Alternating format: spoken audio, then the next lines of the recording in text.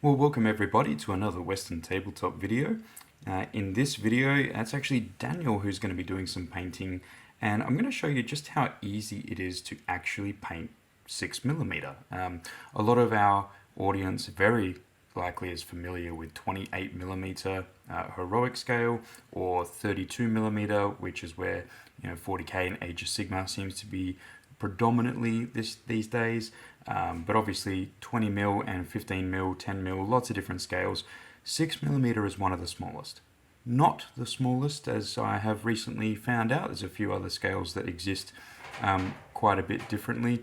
But yeah, I thought I'd just have a look at, a lot of people go, oh, there's no way knowing that I could paint such detail at 6mm. And in some ways you're actually right, because when you get down to 6mm painting, it becomes less about, for example, the application of fine detailed layers and more about the overall impression that you're going to get from the miniature. As you can see in the camera, a 6mm miniature from even 12 inches away, which is about where the camera lens is, maybe slightly more, they're small. Like, genuinely, they are very, very small. You can see my hand next to the popsicle stick with the figures on them, and there's 12 British rifles on there. They're not exactly big miniatures.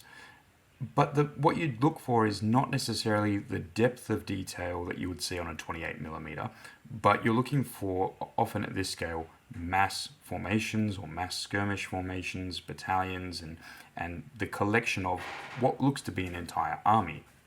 And there are some cheap tricks around getting through that, and one of the first things that everyone's going to think of is, oh, well, just a bit of a wash will make a difference.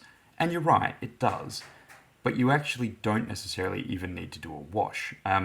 As with a lot of miniature painting, vibrant and bright colors that pop off of a black background are generally going to give you enough for your brain to work with to go, that's a separation of detail. And so black lining is very popular at 6mm, but the black lining is achieved simply by dot painting the color over the top of a black. Which is a little counterproductive than what you would normally think, because you can, if you don't leave your black outline, it tends to ruin the illusion a little bit. But when it's done well, there are some great examples online of it done well, it looks really, really nice.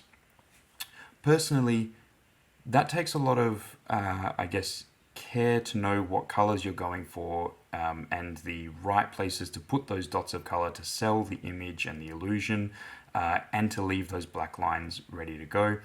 And I typically don't use a black primer on these models. I go a slightly different route. I go with what's typically known as the block coloring method. And I've already started these rifles here, which from you, they probably just look like green blobs. But when I actually bring them up here to the camera,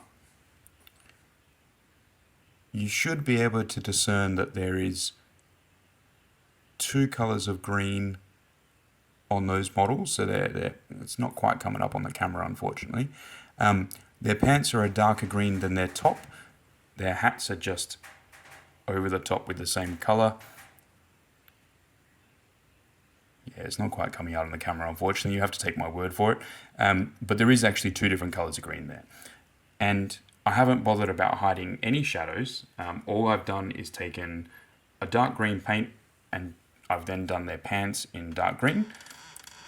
And then I've done, for the purposes of the top, I've done a slightly lighter green, which covers their bonnet. I think they call it the shako.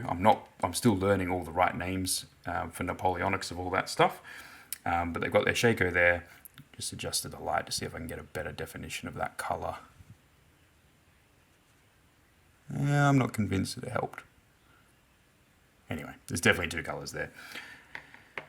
And the 95th Rifle Company, or the 95th Rifles, they were all green essentially, and they were a skirmish formation that was created almost like picket lines that fought in front of the formations, typically of the line divisions and brigades and things like that. And they would skirmish with the opposing line of pickets and skirmishers in front, and typically whoever sort of pushed them off was able to get a better position on the ground for the infantry division to take place. That's probably not their only purpose, of course. They were also sharpshooters, typically with good realm of accuracy, because they had rifles as opposed to smoothbore muskets.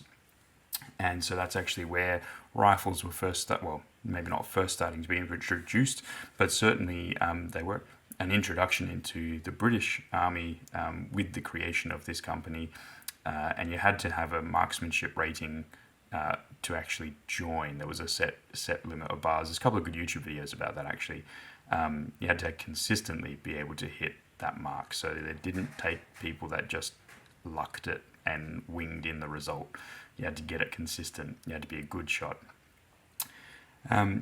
So I've actually got 4 bases worth. Well, actually 4 popsicle sticks worth that'll be spread over 10 bases for 6mm, and I've actually got 2 different sizes that they'll be across, a 30mm square and a 20 by 40mm rectangle.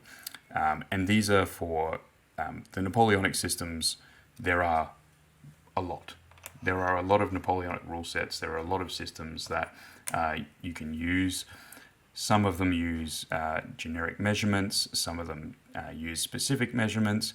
But the set that I'll be playing with most regularly, I suspect, will be Black Powder or the Bacchus Rules Polemos, because they came with the set that I was starting with anyway. And the real benefit of that is you pretty much can do whatever you want with and on the bases, because you're fighting at formation level as opposed to individual soldiers and individual squads and platoons. You get a lot of flexibility in how you base them up. So sometimes you'll see really massive bases of 6mm, which represent almost an entire division. It really depends on the game system that you're playing at for what scale they're used to represent. But you start to enter the realm of, I've heard some crazy stories and seen photos already of people doing 1-for-1 battle matchups using 6mm. That is quite an undertaking, even at 6mm, to do a 1-for-1. The sort of 5-to-1 ratio seems to be pretty common, where every model represents essentially 5 individual troopers. So when you look at a rack of 12 British riflemen, for example, you're essentially looking at, I just realized that's not in focus, apologies. When you're looking at the sets of 12 riflemen, you are essentially looking at, each one of those troopers representing 5 of the skirmish riflemen. But enough of the little history about that. I'm going to go through and just show you how easy it is to actually paint that. So those first 2 colors were just slapped on using a regular just base coating brush. I've got my army painter ones here. And there's nothing special about the technique in the painting other than just to put a bit of paint on the brush, thin it down as always, and gently apply it to the miniature. It's the same as painting a 28mm model in that respect. So most of the viewers, I suspect, are going to be quite useful for that. I do try and keep a bit of a nice tip. However, this one is off screen. This one is a little bit damaged, but you'll actually find it makes no difference. You would think having a sharper brush would help with 6mm, and yes, that's true. However, any brush that you're comfortable painting lines with for your 28s, you can actually use for your 6mm. Now in this instance, I'm actually going to go through, I'm going to do probably maybe 4 of the troops on the base first of all, and then I'll show you what it looks like on the camera, just because I haven't got a good setup to get a view over my shoulder.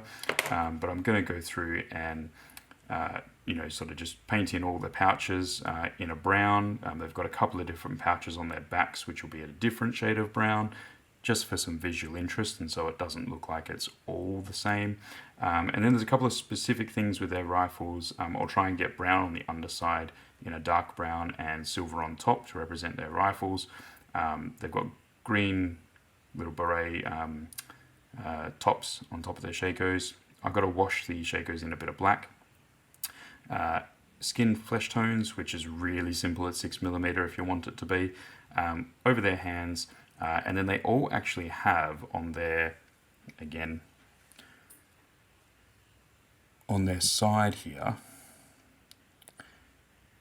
across each of them, down by their side. You can't quite see it in this setup. There's a little small circle, and that was actually one of their either canteens, or I don't know what it stored, whether it was gunpowder or not, and they were actually in blue.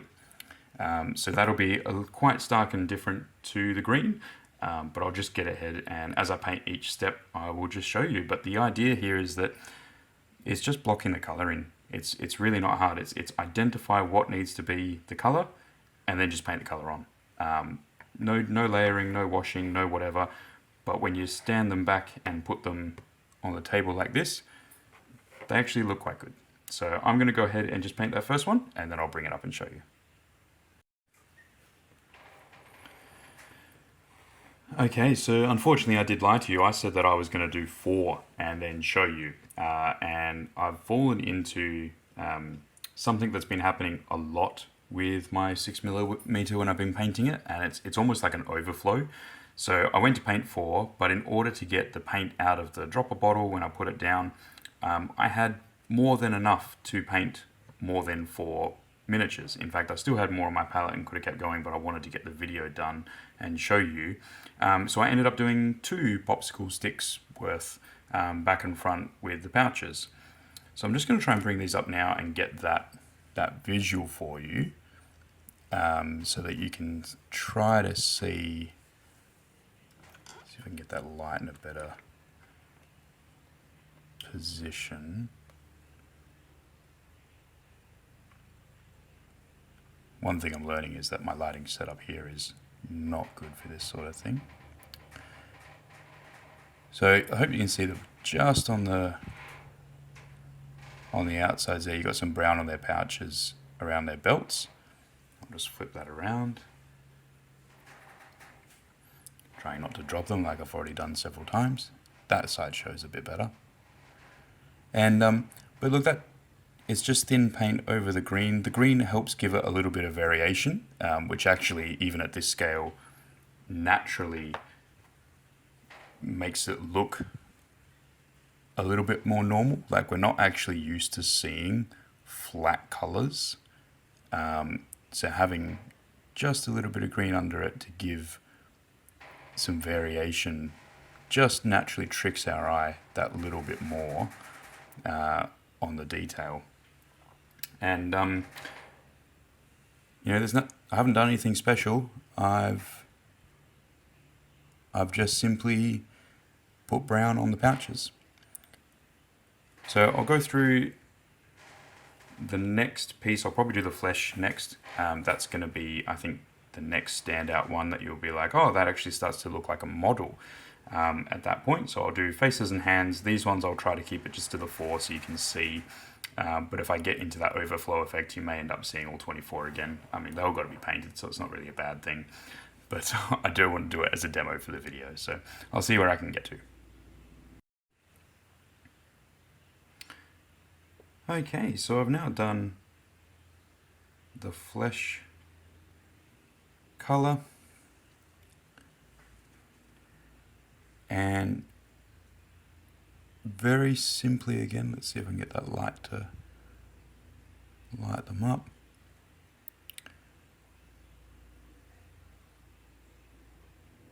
It's a very light flesh tone, but that's deliberate. If you think back to where I said that you want things to be able to pop,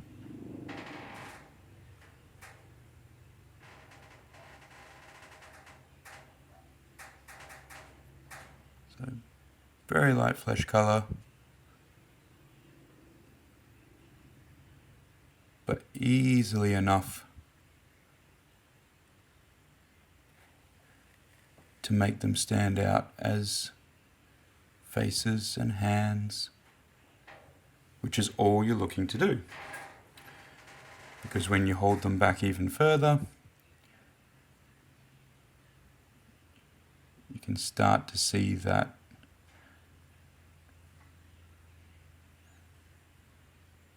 recognizable silhouette of a face and arms.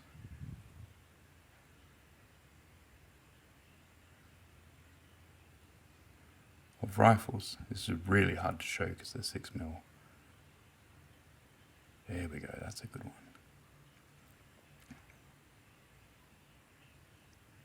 It starts to show it. And that's actually all you're trying to achieve, is you're trying to trick your brain, when you're trying to paint them fast like I am, you're trying to trick your brain into thinking they are in fact better painted than what they are. Now, I will go through and try and show you the end product of this. I've got a couple of errors.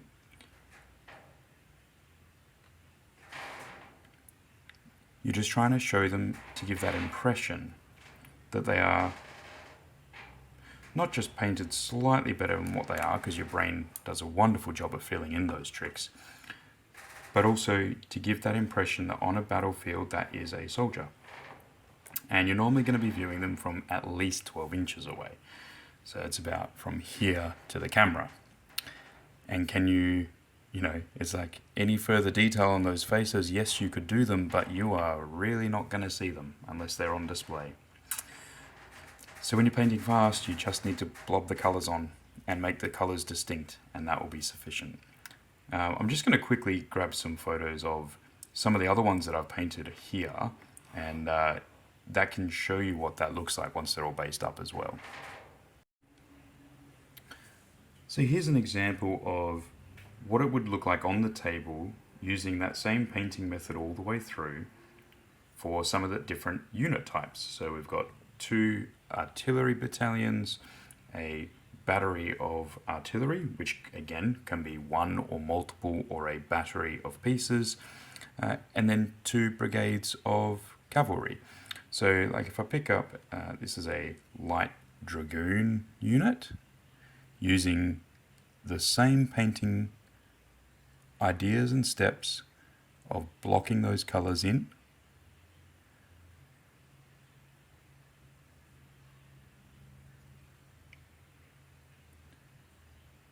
They're not, they're not going to win any painting awards, right? But you can tell roughly what part is meant to be what.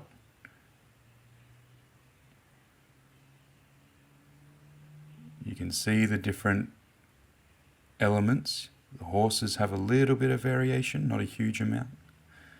But then when you put them down here with the rest of your force, all you need to know at that point is that it's a unit of cavalry.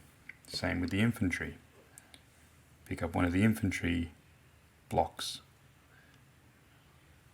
This just needs to be recognizable as infantry. And every part that I could pick out, and obviously I haven't done the flags yet, but every part that I could pick out that was different enough. Just see if I can turn these around without dropping them.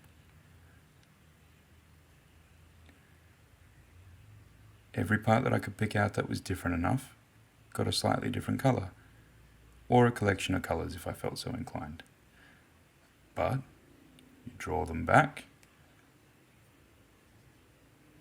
How am I going to look at them on the table? I'm going to look at them like this, and I'm going to look at them like this. They're infantry, they're done. The hardest part I think about 6mm painting is it feels like it's a massive task because you have so many models that you need to paint. But honestly, when you line them up on popsicle sticks like this, or on the tops of bottles, I mean, I've done like each of these units here. Aside from, I've got 2 other infantry battalions, that were done. And most of them, like I spent less than a day from undercoating all the way through to fully done, like fully dried done with all the basing elements and everything all together. And they're finished, It feels like a massive challenge because there's just so much of it at 6mm.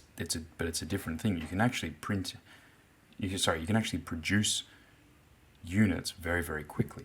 And like this is one of my more recent ones that I've done, which photos went up all over the place for. These are British heavy dragoons.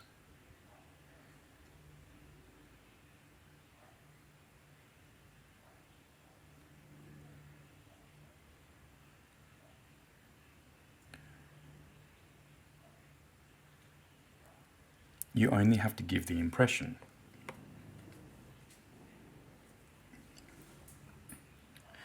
So we'll put those away, and I'll continue with the British Rifle unit, and I'll see how many of those that I can punch through quickly, and I'll try and get them through to the basing stage with the time that I have. But yeah, like I have another, I have probably another 3, maybe 4 colors that are going to define the bulk of those miniatures, and then it's a case of once they're dry, which also there's not a lot of paint on them, so they don't take long to dry. It's then putting them on a base and doing up the bases to match these ones. So typically they would fight in front of a unit like this, depending on the game system that you're playing, obviously. And so yeah, I'd have 4 or 5 figures sitting on a skirmish base like that for what I'll be playing, and that becomes a small tiny unit that moves around and harasses the opponent. Blocks marches and things like that. But yeah, they're really simple, really simple. So all right, we'll pick it up again in a moment.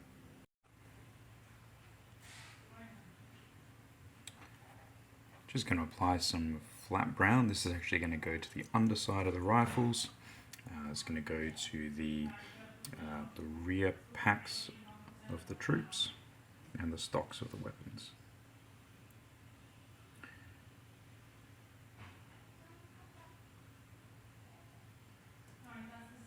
Very carefully, just applying some lines, trying not to go over what I've already painted.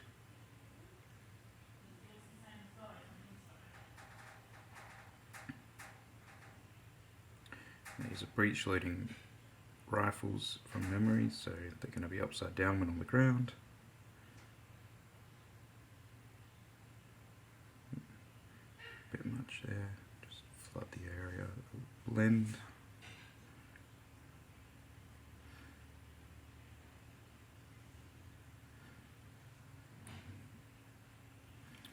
Hopefully you can see what I'm doing here. It's very slight. Couple of lines, a little bit different of a tone. Don't have to be too finessey or clean here. It all blends.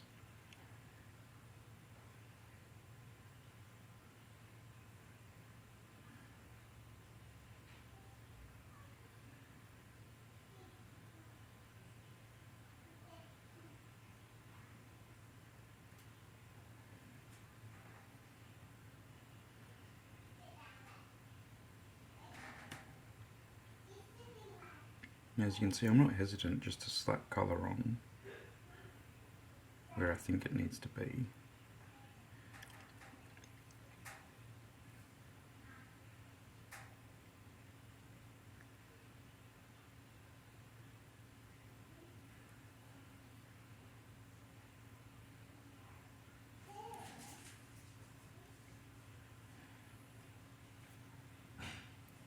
A little bit of paint at a time.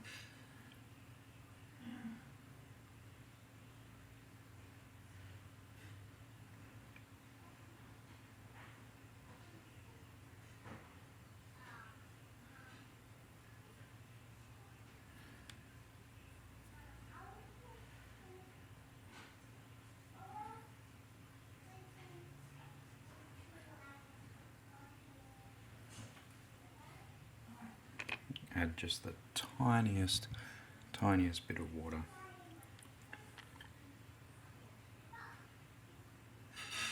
Really don't need much. Lots of lines, lots of just back and forth. Fill the colour.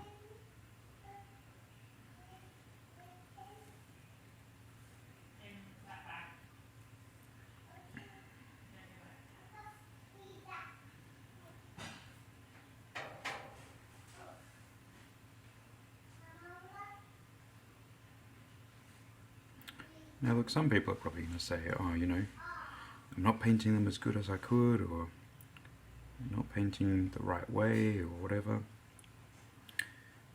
To a certain degree. Yeah, sure. Suppose that's true. However, I have about 150 units to get through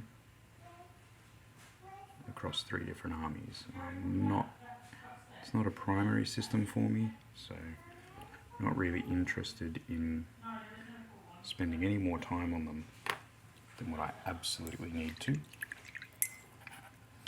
Now with flat brown that I just used then, so like, I haven't named all the colors previously because you can pretty much use whatever color you want.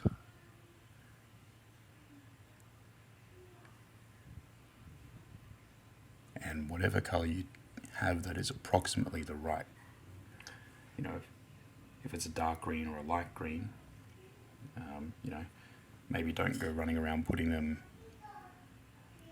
you know, Citadel Moot green on things, you know, maybe avoid doing things like that, but just dobs a colour, roughly the right one, and you'll get there. So what I am going to do with the flat brown that's left is just add quite a bit more water to get a thinner consistency for what's left, and I'm going to thin that down. This is probably a 2.5 to 1, 3.5 to 1, so it's still, from a 28mm painting point of view, it's actually still like almost a normal painting consistency, but I just want to use this now to do some colour on the dirt, which serves a purpose later on. And I'll just quickly throw that down. The primary purpose for doing it now is because it's easy. It's on the strips, it's nice and simple. I haven't done their boots because the boots were actually brown from what I recall for the 95th rifles, so I'm just sort of stroking the paintbrush against the edges of the boots as I go past them. This particular mould and this boots, you don't really see that much detail, so it won't make a difference if they are green, brown, brown, green. Like you're already limiting what they're going to be able to see, and we're going to texture the bases when we put them on, and that's going to cover them up just a little bit more as well.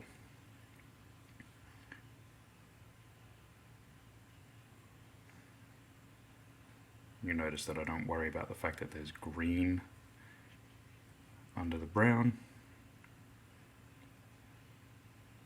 For those that don't quite understand why I'm not worried about that, go have a look at any patch of dirt. You'll probably find something green growing in it. And when you zoom out to be, you know, essentially a helicopter looking down at the ground, you probably can't define the shape. And that's all that it represents. Nice easy way to get a bit of basing detail.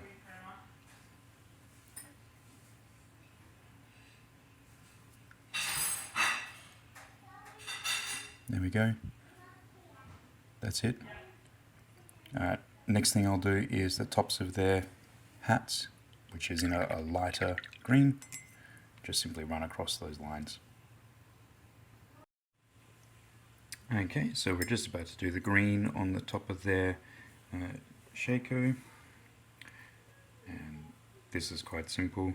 Put green on brush, and then typically I try and just run a line like this, covering the best as I can, cover the top of that little ball on top. Depending on the detail of your model, you're going to have a couple of different things and what type of hat they're wearing. There's a generic application typically in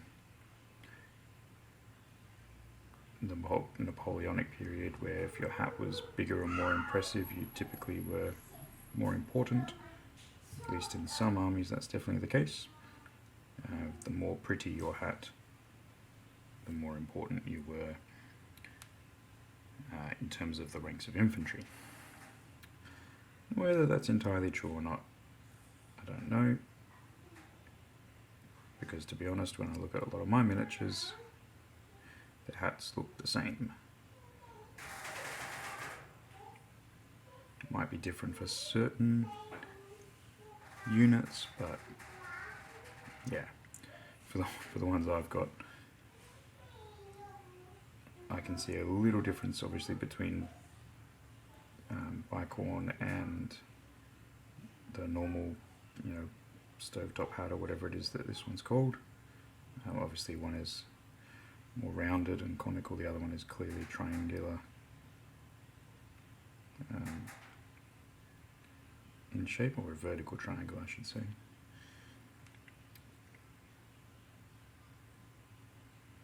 Or maybe it's called bicorn, I don't know, can't recall.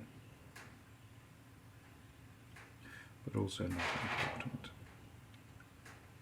So you notice that most of my model, we started with it and most of it was actually in that white. It was actually a grey primer, creating a shadow there I'm not meaning to. And as more and more of that grey primer gets filled in, just like with any other normal miniature, it starts to look like a troop. That's it. And what I've done, I've been at this for maybe 15 minutes. I've done 1, 2, 3, 4 colours.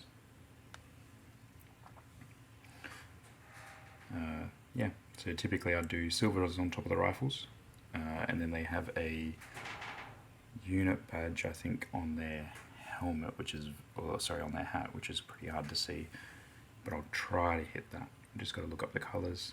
I think it might be in silver, might be black. And then if I can't see anything else,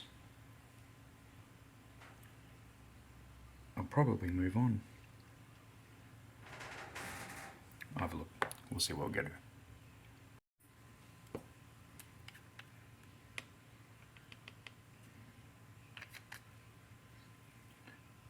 Okay, we're just going to do the little blue circle sashes.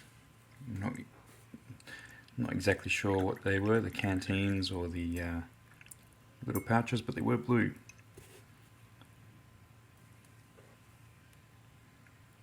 Just going to run along and do a bunch of these.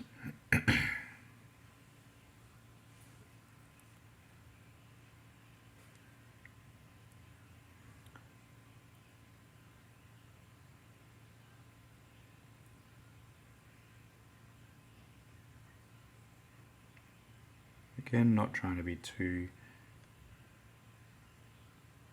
fancy, just a spot of colour. And you'll start to, when we do the basing for these units, because this will be 3 of those rectangular bases that we did, and you'll see that this actually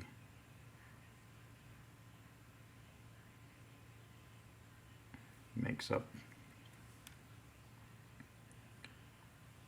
for the detail.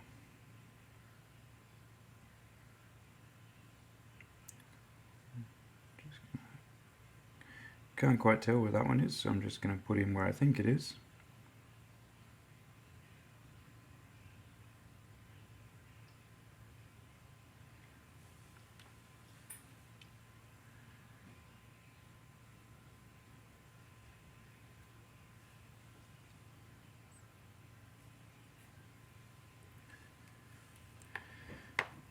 And the last thing that I really want to do for this first unit is probably just throw some of that metallic silver down on the top of the barrels. So I'll do that quickly.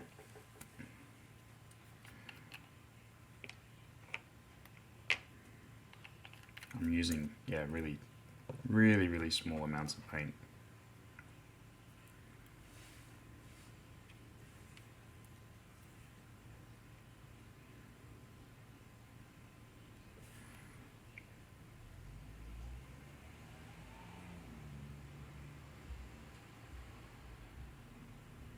And in some instances like that, where you put a giant blob on someone's face, You might want to try and go fix that. I actually don't know if I'm going to bother.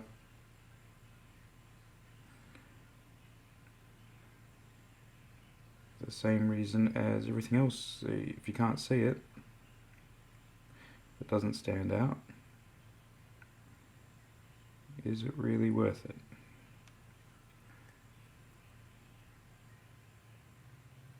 Of course, I would have preferred not putting a blob on his face, but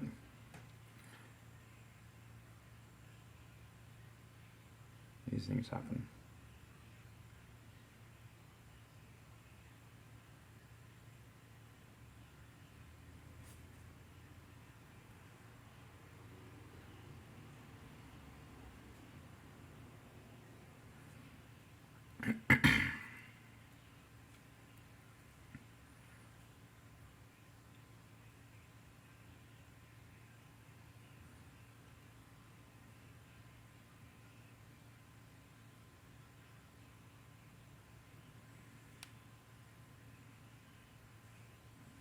Let's check the other side.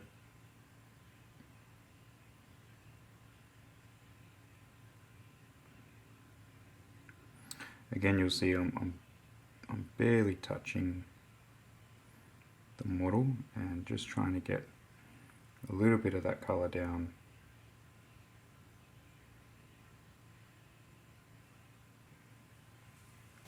There we go. Just got to do the last roll pack on their backs now, which I'm actually going to do in another brown.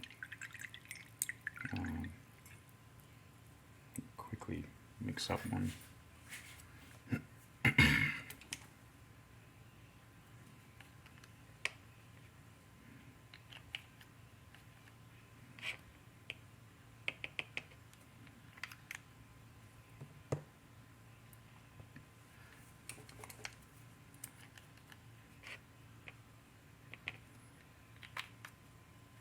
Going to use a little bit of flesh tone to alter that brown.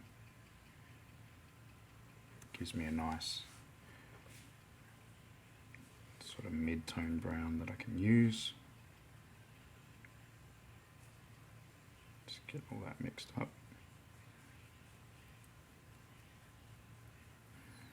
And quite simply just paint it on.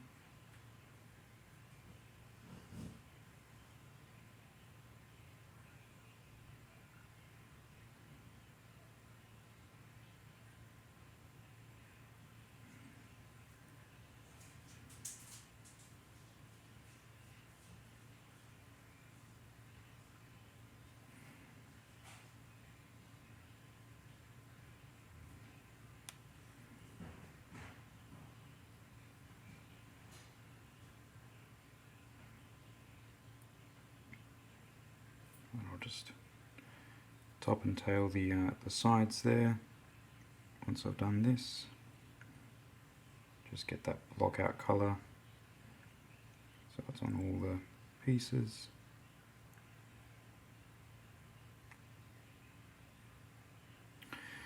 And I mean, at this point we're pretty much there. You know, remembering that I think I've got almost 1,000 miniatures to paint. I don't really want to be spending huge amounts of time defining all that detail when it's not going to be seen.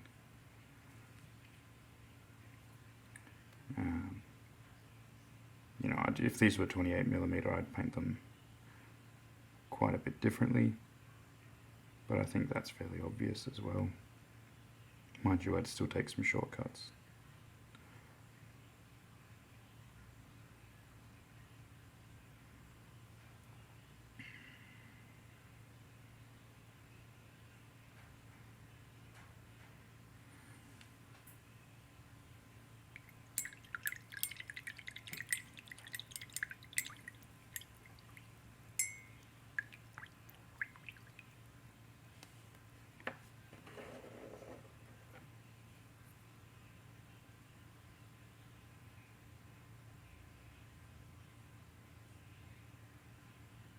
And I mean, there you pretty much have it. So I'll go through what putting them on a base looks like now. I'll get myself set up for that and run through. It'll take about 5 minutes for those 3, and you know that will be 3 skirmish units done. I thought it'd be useful to show just how I do these components start to finish. So typically these models are painted now, or painted well enough to get them on a base. And so I've got my 3 rectangular bases here. I take a bit of sandpaper. I can't remember what grit this is. It's typically a sort of a medium grain. And I just want to scratch the top of the MDF. I'm using MDF bases. You could do this for plastic too, but typically I've seen a lot of MDF for historicals. Probably something to do with the cost. You can see I'm not really putting a lot of effort into that. I'm just trying to rough up the surface a little bit, get rid of any irregularities, and that's it, that's done. Now with each of these line of British rifles, they're all essentially going to sit on their own base as a small skirmishing unit. The bigger ones will have units of 6 later on when I get to painting them. But you know, I can put them on however I want, but I typically want them in sort of 4 individual positions on each base. So I'm actually going to just pick them up and just cut that base. You can see on the other side they do have a couple of cut marks that you could line up, but it doesn't matter if you don't get them. I'm going to do just the one to show you, and I'll do the others off camera as well. Now technically I used to actually sand and file the bottom of the bases as well if they weren't 100% flat, but that was when I was using super glue. I have actually just reverted to using hobby glue, PVA, Elmer's glue, white glue, any sort of that sort of polyvinyl, what is it? Oh, this bottle doesn't actually say straight away, but yeah, the standard PVA white glue. You don't technically need anything more than that. And I'm also, you know, I'm not super worried about where it goes, so I'm actually just going to drop a blob onto my cutting mat because it's PVA, so you can just scrape it off later. It's not a big deal. And the first thing I want to do is basically put down some PVA with a bit of water onto the base and get some sand. Fairly typical first step. I'm just going to slather this on where I would like it. And in this instance I am actually just basically throwing this one on as an example. In my first drop, just because of the tubs that I've got, I can drop it in and tap it off.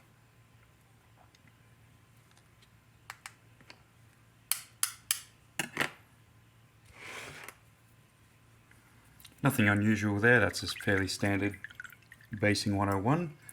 Then wet my brush a little bit, and where I want to put the models, so just clean up the edges a little bit. Where I want to put the models, I actually now make a bit of a divot. And what I mean by that is I just take the water that's on the end of the brush and sort of scrape a little bit where I want to put the bases. Try and give a bit of space.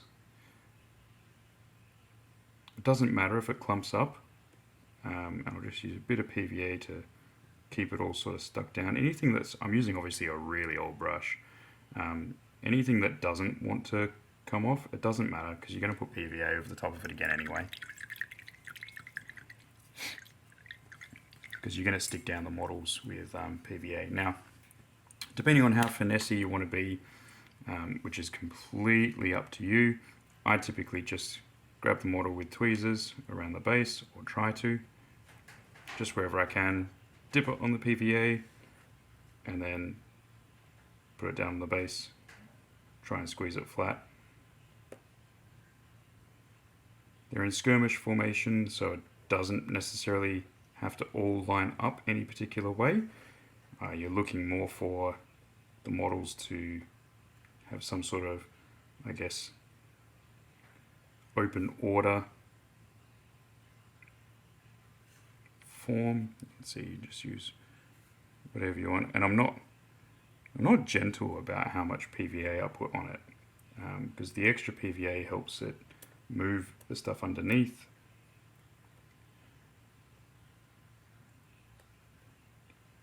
In this model's case, it was probably maybe even a touch too much. Maybe it's the tweezers, I don't know. There we go. And I know a lot of you are probably going to be like, oh my goodness, you got off, what a waste. You got off so much PVA and you're only putting like 4 guys on. There's a reason I've got so much PVA out though. It's because I want to be able to use it for all the next steps, which are about to happen. So a bit of water on my brush, mixing a little bit of PVA, and I'm actually going to go straight over everything that's there, just dabbing it gently, trying to just bed those models down on their edges, which is typically where you'll get a lot of lifting off of the sand. Now this isn't, like I said, this isn't the best way to do it. This is the fast way to do it. And the fast way comes with a little bit of compromise in most cases. Just get a bit more water. And one of the compromises here is that your positioning isn't going to be absolute and rock solid, because you just put PVA on and you're now reactivating it. Now, for my purposes and for what I want and for how I do it, that's actually okay. It doesn't bother me, especially at 6mm. I take a slightly different approach when I'm doing my 28s. But for now and for what we're doing now, it's about just getting as much of that PVA back onto the base and to try to lock those little model bases in and hold those things firm. Just like that. So, like, it's not great, but it's does what it needs to do. So I'm done with my sand. So I put that off to the side and I get medium number 2, static grass. And this, quite simply, I use my tweezers and just sort of very gently try to dust off and drop it on. This can be hard to get a little bit uniform, so it takes a bit of practice, a bit of effort. However, it's not too hard to do either. It just takes a bit. I've done a few different things a few different ways, and if I was taking more time, I probably would do something a bit different. But you know, that's a start. You know, next step is normally you'd brush it off and you would tap it off or whatever. I'm not going to bother. And I'm actually just going to go straight into another flocking amount. So this is like a foam flock that I picked up somewhere. It's like a meadow field with flowers or whatever. I don't remember where I got it from. Might have been Woodland Scenics, might have been something else. Very fiddly. Also useful for tweezers. And for this one, I'm actually just going to drop some of that on. In fact, I might need get my brush out again, load up that PVA again. And we're just going to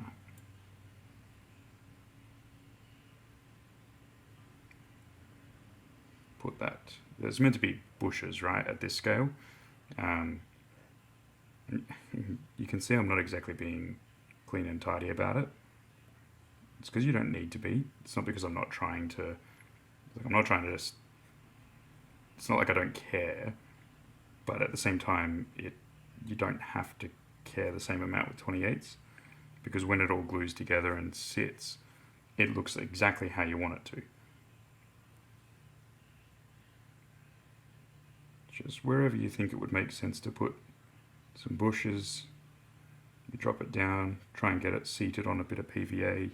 I use a bit more, lock it down, scrape it off if I need to, pull it back, add some more dirt. It's quite an organic process. Clean off the tools, that part does become quite important. You can have problems if you leave the PVA on the tools and keep dipping it in. You especially want to make sure you clean off any PVA before you re-dip it back into any of your flocks. It doesn't end well. And in this instance I want a little bit on the back as well, so I'm going to throw a little bit more PVA out. Yeah, it's probably too much, but it's fine. It's just PVA. One of the benefits of PVA is that it's quite a cheap resource. You can buy it in bulk. It doesn't matter if you use too much or too little. Well, I suppose there are some instances where too much is definitely too much. So here I'm doing a slightly different method where I'm actually trying to bulk the PVA onto the base first. This is different to what I was doing just before. And here I'm trying to actually get it to like bead up on the end of the brush.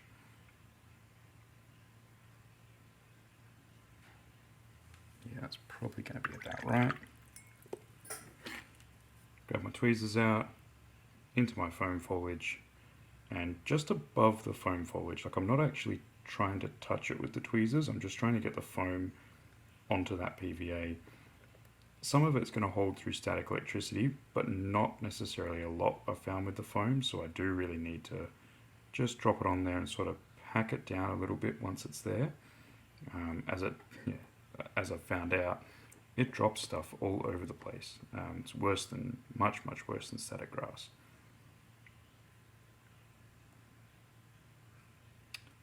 The difference is, of course, it's pretty hard to beat what it looks like as shrubs and texture at this scale. So it's very easy to actually, it's not necessarily easy to clean up, but it's actually quite easy to apply with the tweezers.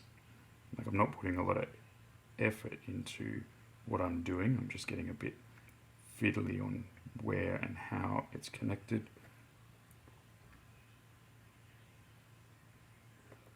And you can go as thick or as thin as you want. I generally like it to be a little bit thicker. I feel that the illusion is sold a little bit better when it's a little bit thicker.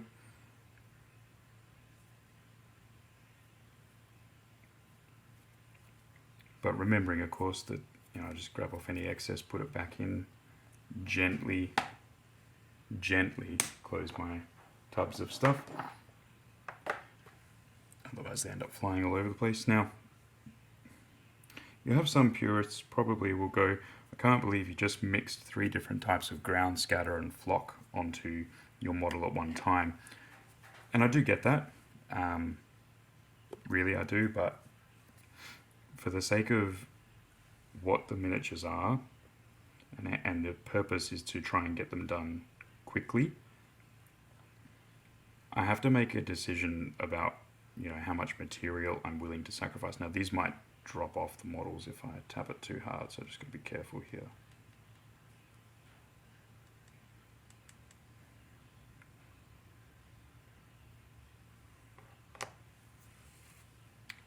But what I end up doing is having a mixed flock bag that off screen I'll scrape that into, and essentially wonderful popsicle sticks again. Just sort of collect all of that into one spot, and then when I get the bag I just drop it in. And in fact, to be honest, that piece of fibre is a bit big. Just going to put a bit more around here.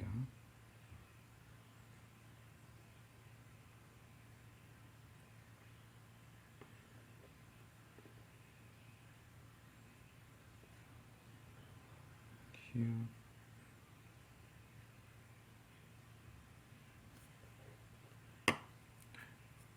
Once I'm happy with it, I pick the unit up normally. I'll go off camera for this, but I just gently sort of blow over the surface.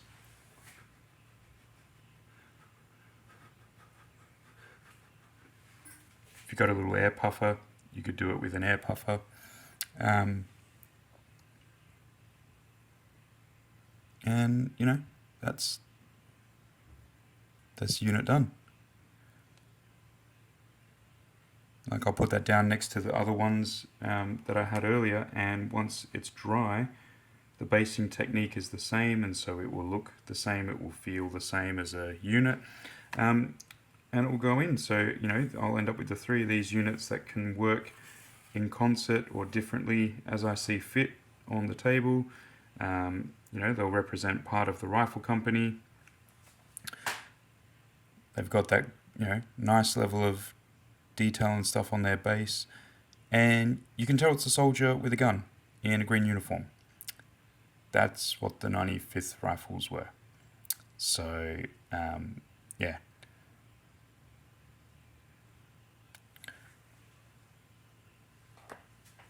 This whole video will probably show you just how quickly, you know, it is to actually get that from, you know, this is really 3 units done for the sake of it.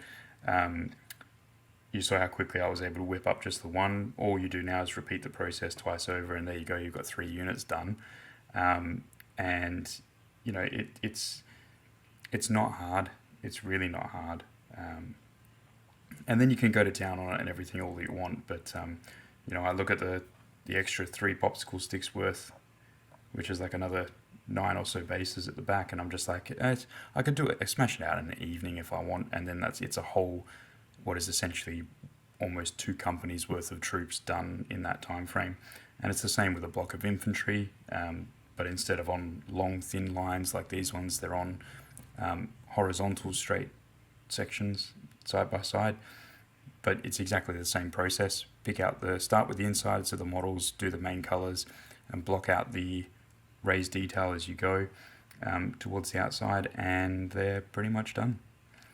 So I'll see, I might do another one of these on one of the actual big infantry battalions and just what that looks like and how they're spaced out differently on the map. But otherwise, look, if you like big battle stuff and you want to get into 6mm, don't think that the painting is going to be a chore, because it really doesn't have to be. Anyway, if you enjoyed that, let us know. We'll do more of them. Obviously, we've got 28s and 15mm and 10mm and all sorts of stuff between us that we can all paint and show you. So let us know what you want to see, and I'll give you an update once I've got more of the British done. All right, thanks everyone.